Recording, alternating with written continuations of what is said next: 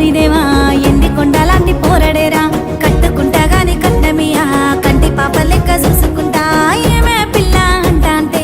ఏదో ఏదో అయితాందే నువ్వు రాగంట చూస్తాంటే ఊపిరాగిపోతున్నాదే